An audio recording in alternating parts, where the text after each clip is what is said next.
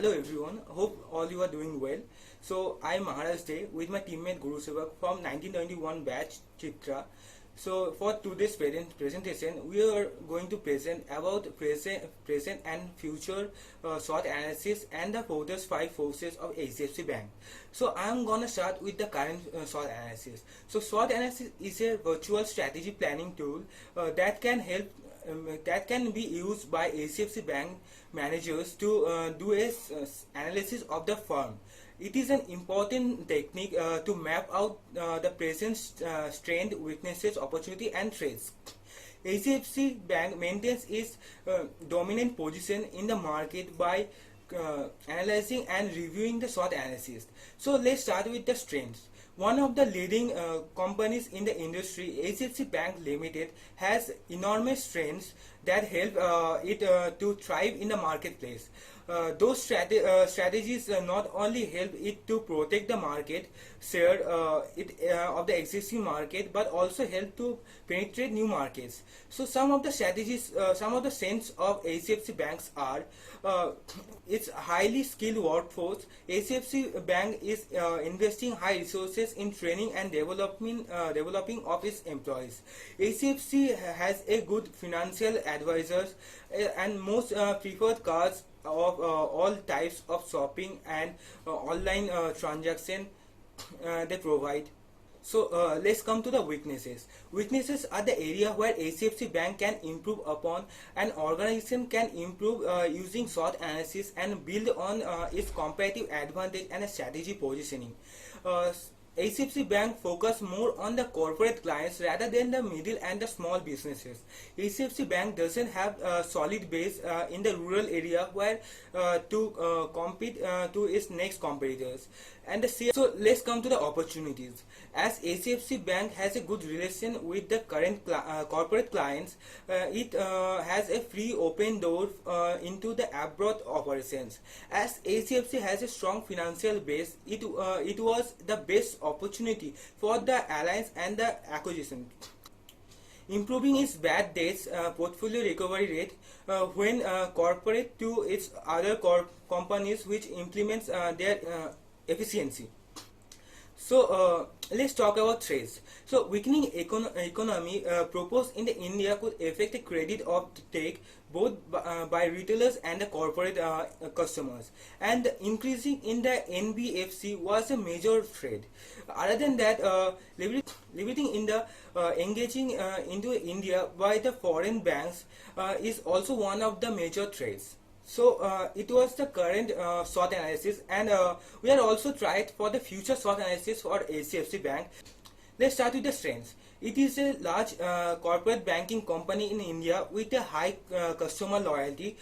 Increased use of mobile banking and internet banking services or is a bone to the bank by which a profit margin is increased. And let's talk about the weaknesses then. Due to the appointment of new CEO, management process may be different or even can be slow due to the COVID. The faculty provided by the HDFC Bank is not sufficient, as the corporate face problem in the doing their adverse transaction, like the signature and the of the authorities sending instruction manually and etc. So it was a weakness. So let's go to the opportunities. More complex product can be provided in order to meet the individual demand and the changing policies. It is a strong cybersecurity, but with the increasing and the cashless transaction, HDFC Bank has to strengthen more in their cybersecurities. So let's talk about trades. As HDFC Bank going to raise the capital by issuing various debt services like long-term bonus, capital bonus. In the next 12 months, HDFC has faced a higher risk as it be issuing a potential bonds. The liquidity pressure may be increased in the coming year as the most of them have switched to online to mobile apps. And the bad loans are expected to rise in the upcoming quarters as they cannot be recovered fully. So this is the end of future SWOT analysis, and the next will be taken by my friend Guru Sevak. Thank you. Thank you, Maharaj. Before continuing further, I would like to introduce myself. My name is Gursevak Singh Bhatia and I am representing Group Chitra.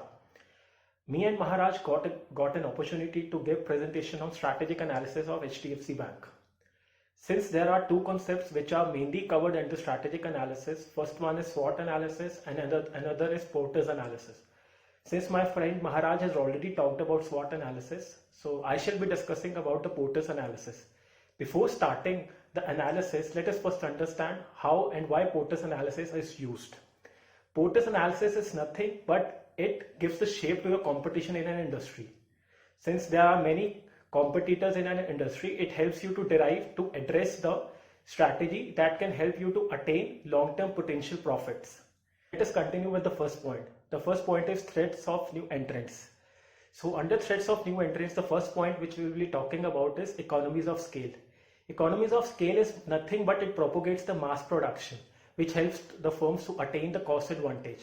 But specifically, if we talk about the banking industry, there is hardly any chance that the firms can attain the economies of scale. So it becomes a weaker force for the new entrants who want to enter into the banking industry. Talk about the second point. Second point is product differentiation. If we talk about India specifically, there are a large number of banks who are catering to the needs of the customers. So what banks do is they offer the distinct services to its customers and also invest large amount in advertising and the customer services. So this basically incline the customers more towards those banks who offer distinct services to them. So if we talk about the new entrants, it would be a difficult thing or a weaker force for them to enter into the market who is already very competitive. Now let us discuss the third point, which is capital expenditure. The capital expenditure for the new entrant is generally very high. For example, if a new entrant wants to enter the banking industry, he or she needs to understand the market first.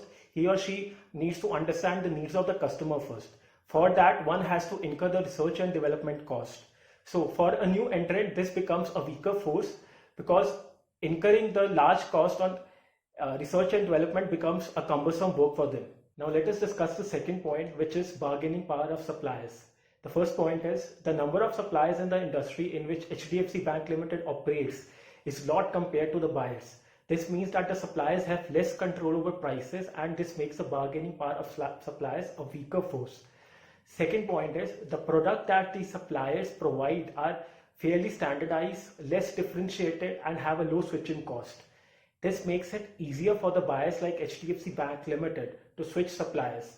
This makes the bargaining power of suppliers a weaker force too. The point is substitution. Since there are many banks in the industry who have been offering the differentiated services to its customers, so it acts as a stronger force for the bargaining powers of suppliers since one customer would not shift from one bank to another and the banks would be able to retain most of the customers because there is less substituted products in the industry. The next point is threat of the substitutes. If we specifically talk about the banking industry in India, there are hardly any substitutes. Since we have already discussed that the banks are mainly focusing on providing unique selling proposition to its customers. Yes, there are certainly some banks who have been providing the substitute products to its customers, but these are generally those banks who are earning way less profit. So this acts as a weaker force too for the banks for the substitute products in the industry. The second point is the very few substitutes which are available, they are generally offering the products which are at high prices and they often compromise on the quality as well. So this acts as an advantage for the large banks in the industry since they offer the products which are way less than the price of the substitutes and they offer the high quality product to their customers as well. Now let us discuss the third point, which is the rivalry among the existing firms. If we specifically talk about the banking industry in India, there is hardly any competition. Yes, certainly there is some competition, but all those banks are large in sizes. So if they would be making any sort of change in their operations, that would not go unnoticed, which acts as a weaker force for the rivalry firms in the industry. The second point is competition analysis. Since I have talked about it earlier and I would like to reiterate again that all the banks who have been offering the services, the distinct services, are specifically working on the unique selling proposition. They have been fighting against each other to attain the market leader position, which acts as a strong force for the rivalry firms in the industry. The next point is the growth of the banking industry. We certainly know that the government is investing a lot for the growth of the banking industry, be it private sector banks, be it public sector banks. So in an industry which is potentially growing and will grow further, there is hardly any chances that there would be competitive actions which would be taken against one bank to another, which acts as a stronger force at the end of the day for the rivalry firms. Point is bargaining power of buyers. If we talk about the differentiated products in the banking industry, they are way too large. So it acts as a disadvantage for the buyers since they cannot find the similar kind of products in the alternate firms. This acts as a weaker force for the buyers pertaining to the bargaining power. The second point is the quality. The buyers are more inclined towards the quality which a bank offers to them. So they are less price sensitive and they are more inclined towards the quality which the bank is offering to them. And these buyers are also more focusing on the frequent purchases. So certainly this acts as a weaker point too for the bargaining power of buyers. So the next point is there is no significant threat to the buyers to integrate backwards. This makes the bargaining threat of buyers a weaker force within the industry. So this was all about the Porter's analysis, and already my friend Maharaj has discussed the SWOT analysis for the future as well as for the present. So in a nutshell, if we discuss about the implications of the strategic analysis which we have discussed so far, what HDFC Bank can do and it has been doing is that it is more of a customer oriented bank. They should more focus on the differentiated products which they can offer to their customers. Now, if we talk about the present scenario of COVID-19, what we have seen and what we have assumed that the people have started adopting a conservative approach towards their investments. After the fraudulent activities of Yes Bank and many other banks, the people have started shifting their deposits to the banks wherein they think that their investment is totally safe, be it HDFC Bank, be it SBI Bank as well. So this was all about the strategic analysis. We would like to thank Chandrakant sir for giving us this opportunity. We shall be discussing more about the marketing strategies, the HR strategies of this industry as well. For that, you need to stay tuned. Thank you so much. Namaste.